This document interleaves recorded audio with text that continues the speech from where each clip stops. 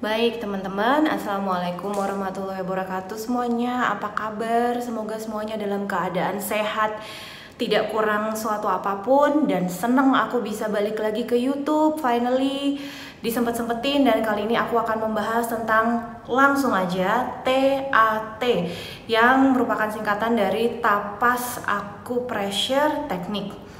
Nah, itu apa sih? Sebenarnya TAT ini adalah salah satu metode stress releasing atau mengelola stres dan juga trauma healing yang sudah aku ikutin dari tahun 2012 sebetulnya ya. Jadi wow, sudah 8 tahun ya.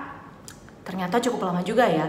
Tapi belum pernah sekalipun aku bahas di platform YouTube ini. Dan kebetulan karena memang lagi pandemi sejak awal tahun sampai sekarang masih berlangsung, maka berrendevulah lagi aku sama si TAT ini, bahkan lebih intens, dan aku malah lebih khusus lagi mengikuti tahap lanjutannya, yakni modul lanjutan 1 dan modul lanjutan 2. Nah, awalnya gimana? Ya, ini jadi ada sesi curhat sedikit ya.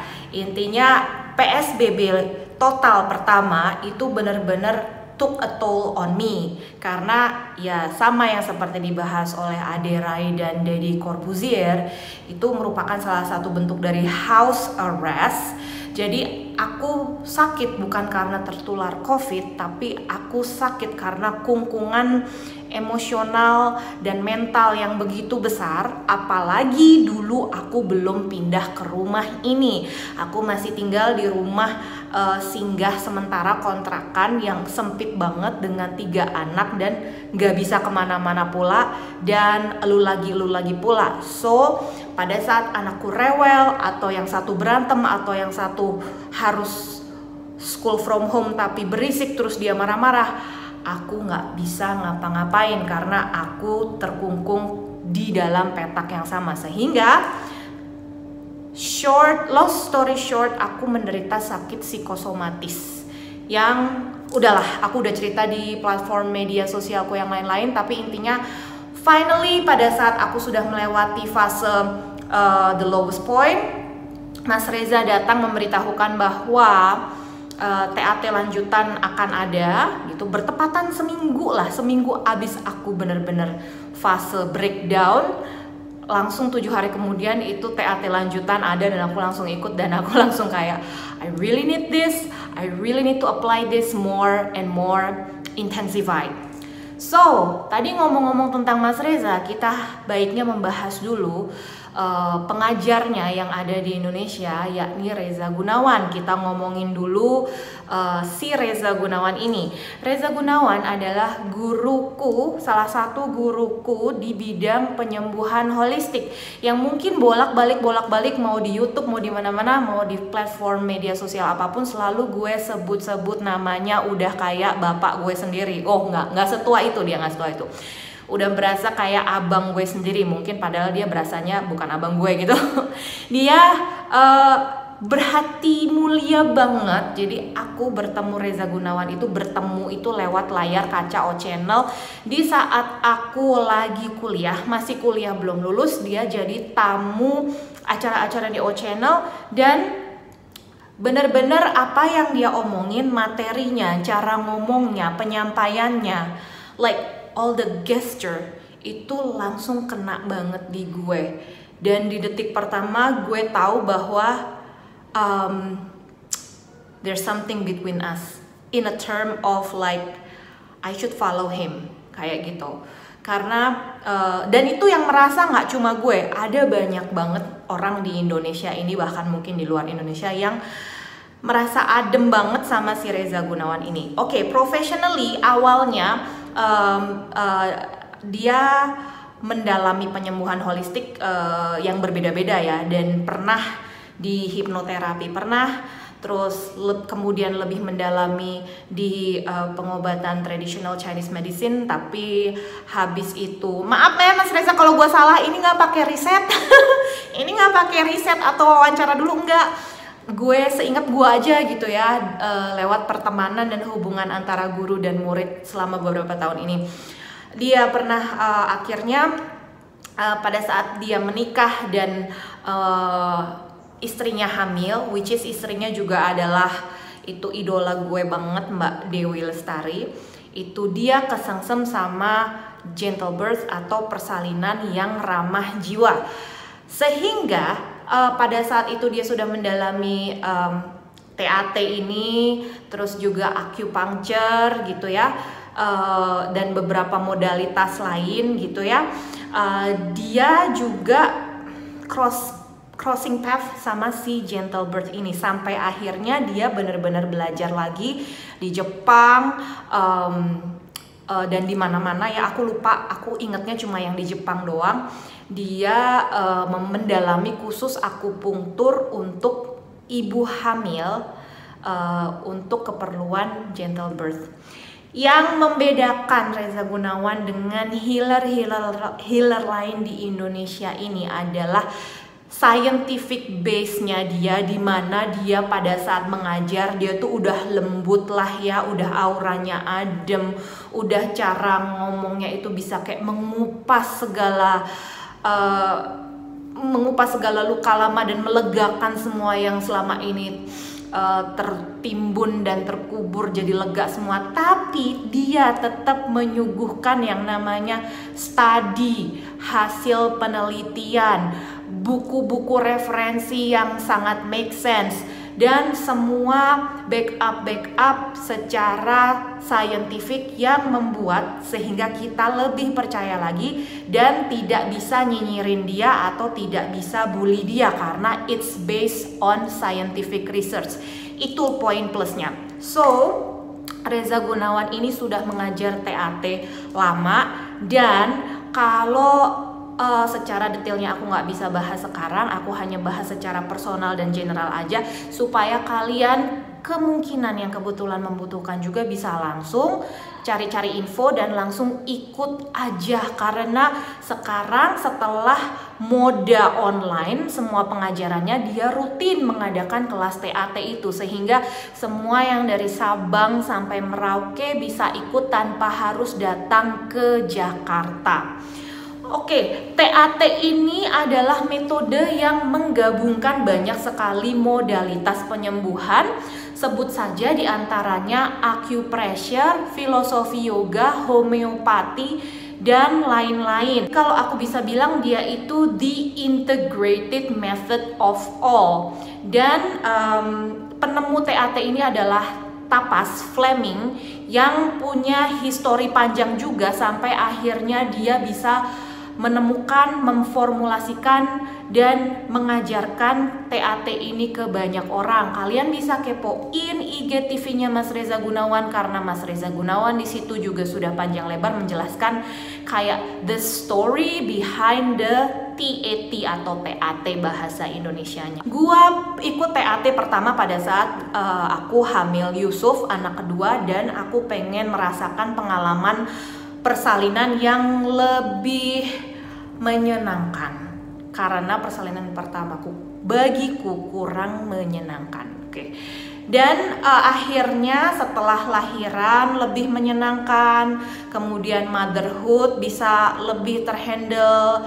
Tetap sih ada error-errornya ya, namanya manusia pasti kita mengulang kesalahan segala macam, tapi at least kurang lebih selama rentang sekian tahun, meskipun suka aku tinggal-tinggal, suka aku nggak pakai lagi, suka aku lupain, suka aku anggurin, tapi ya so far TAT adalah salah satu yang ngebantu aku untuk mengurangi tingkat kebaperan emak-emak. TAT ini efeknya, intinya adalah TAT ini sebuah sesi terapi self healing atau terapi diri sendiri secara emosional. Meskipun imbasnya lama-kelamaan gak hanya emosional yang bisa mendingan, tapi kayak keluhan-keluhan fisik juga bisa banget mendingan ya.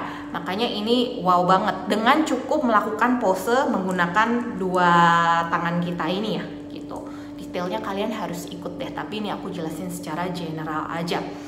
Di dalam satu hari itu kalian melakukan yang namanya sesi TAT itu 1 kali yang durasinya mungkin let's say 10-15 menit. 10-15 menit saja dalam 1 hari 24 jam hidup kita, which is itu sangat praktis kan gitu. Ibaratnya nggak perlu lama-lama ya gitu, lebih simple, lebih hemat waktu, dan cocok banget sebenarnya untuk kita yang selalu pakai alasan sibuk nggak ada waktu.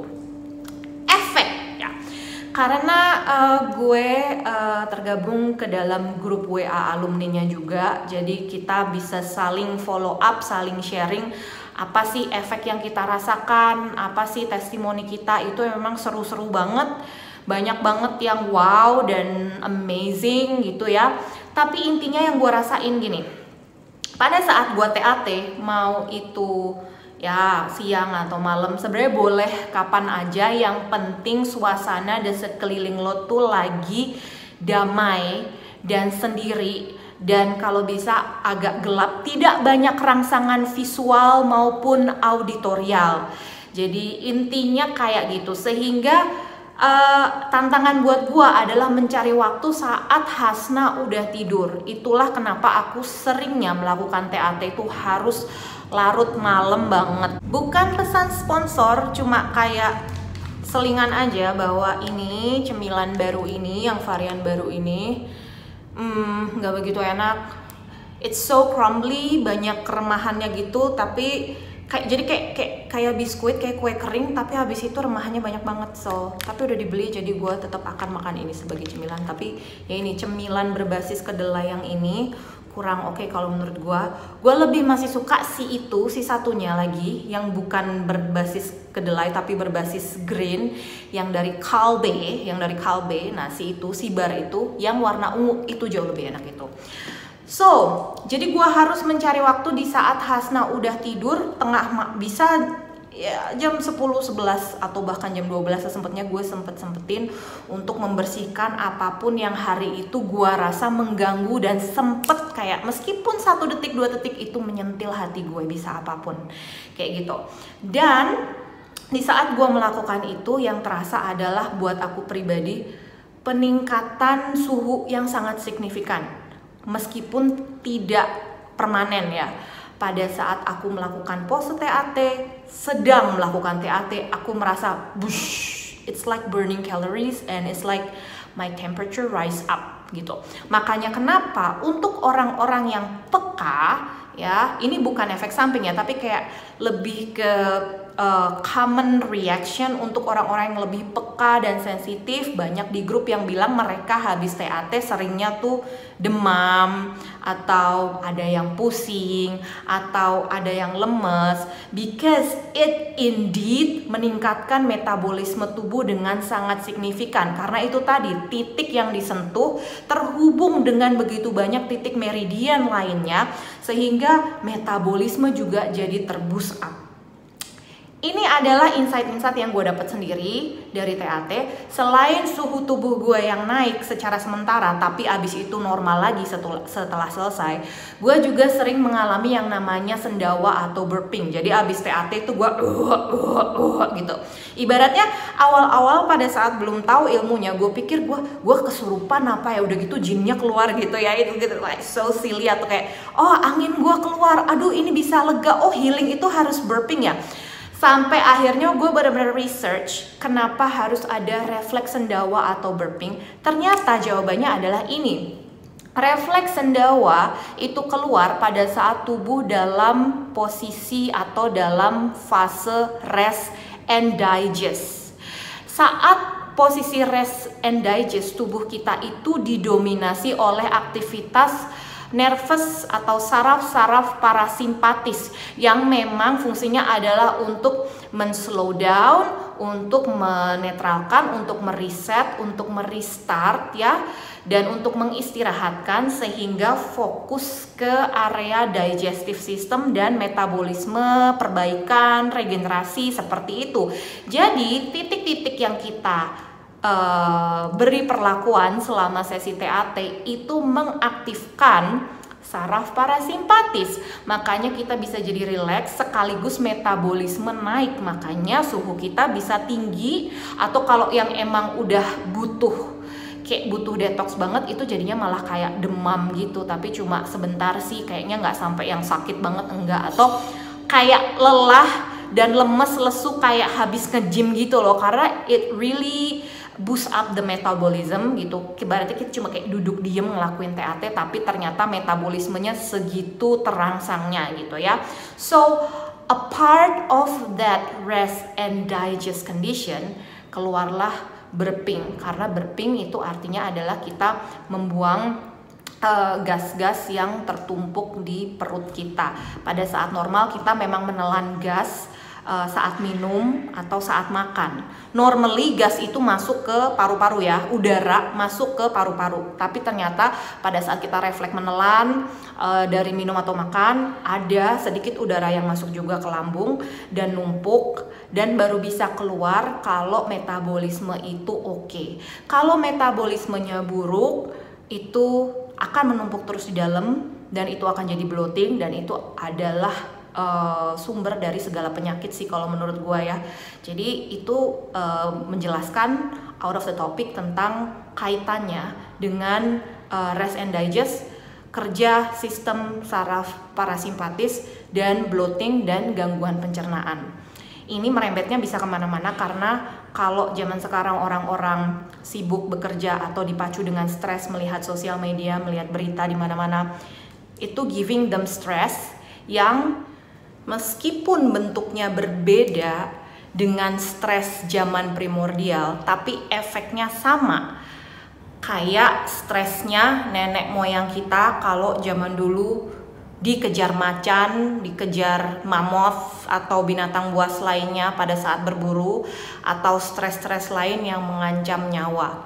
Actually, stres dunia modern dengan overstimulasi dari berbagai platform media sosial, berita, berbagai electromagnetic frequency, itu juga adalah bentuk yang diterima tubuh tuh sama kayak macan, mammoth, dan binatang buas lainnya gitu ya. Bahwa tubuhnya itu yang dominan adalah saraf simpatis ya, kebalikannya. Juga adrenalin yang membuat tubuhnya siaga, dan responnya adalah seperti kita tahu sering dengar fight or flight. Pada saat tubuh ada di respon fight or flight, pencernaannya akan freeze. Karena tubuh kita pintar, tubuh nggak mau buang-buang energi untuk ngurusin hal pencernaan. Tubuh membutuhkan energi yang lain untuk fokus ke otot, untuk lari atau untuk berantem. Jadi pencernaan kita freeze. Itulah kenapa orang-orang modern yang stresnya juga stresnya orang kota, stresnya gadget, tapi jadinya ya udah energi pencernaannya nggak ada, energinya kayak fokus ke otot tapi juga ototnya nggak dipakai, karena kita actually like lack of movement and lack of physical activity sekarang ini. Lagi di house arrest ya, lagi. Jadi yang terjadi adalah rantai siklus tadi, bloating, pencernaan terhambat, dan kita tahu di traditional Chinese medicine bahwa energi pencernaan tuh energi bumi dan merembetnya kemana-mana gitu loh. TAT ini menjadi menarik dengan efeknya yang sangat holistik, yang kalian kudu cari tahu lebih dalam lagi dan kudu ikut. Nah, tantangannya sekarang gue bahas, karena tidak semua itu bisa bekerja sempurna gitu, kecuali kalau kita sebagai pihak yang proaktif untuk melakukan setiap hari ya. Jadi TAT itu bekerjanya subtle. Jadi ibaratnya nih ya, untuk satu kasus itu mungkin ya akan efektif dalam satu kali sesi atau 2 kali sesi. Tapi juga ibaratnya sampah-sampah emosi kita tuh banyak. Makanya Mas Reza selalu bilang TAT lah setiap hari, kalau bisa setiap hari. Itu bener banget. Karena ibaratnya gini nih, untuk masalah kayak gini, kayak weight loss. Gue tuh udah dikasih modul weight loss di tahun 2012. Lo lihat sampai sekarang 2020 gue masih gini-gini aja. Kagak kurus-kurus. Ya karena untuk hal yang peak performance atau mungkin hal yang gini deh, hal yang root of cause atau underlying issues-nya itu ternyata gede ya, dan kita cuma bisa tahu tip of the iceberg, tapi the bottom of the iceberg is very big. Itu kudu terus gitu loh. Jadi kalian kalian nggak bisa kayak TAT terus udah habis itu sebulan kemudian nggak TAT lagi, itu nggak bisa. Emang bener-bener butuh untuk istiqomah setiap hari, dan korelasinya akan menjadi sangat relate sekarang ini karena di masa pandemi ini saat semua orang berkomunikasi dengan sosial media, tingkat kebaperan meningkat drastis ya. Wong yang serumah aja, yang pasangan suami istri pada rame-rame cerai kok gitu loh, pada salah paham padahal itu sama-sama di rumah. Apalagi yang jarak jauh, interaksi jarak jauh secara online, akan lebih banyak lagi bapernya. Kemarin temen baru curhat, Mbak, aku posting tentang anggrek yang kamu komen, aduh anggreknya bagus-bagus, putih-putih, itu berarti sama kayak kalau ngerawat pohon bodi itu hatinya tulus gitu. Aku posting Mbak, terus langsung dapet DM bilangnya, iya deh emang hati gue kotor kali ya, anggrek gue mati semua, nggak ada yang tumbuh. Gue langsung ketawa. Jadi orang nggak bisa menjaga banyak hati sekarang karena di tengah kondisi house arrest ini, masing-masing kita kan butuh kebebasan berekspresi. That's the only thing we can do about it. Between diantara semua kekeosan ini, ya. Kita cuma bisa kayak, ya udah kita cuma bisa main media sosial, kita cuma mainan Instagram, kita cuma mainan YouTube dan segala macam, mainan Twitter kalau yang main Twitter, dan kita nggak bisa menjaga hati orang banyak terus menerus karena ya kita kan nggak bisa mikir sepanjang itu gitu.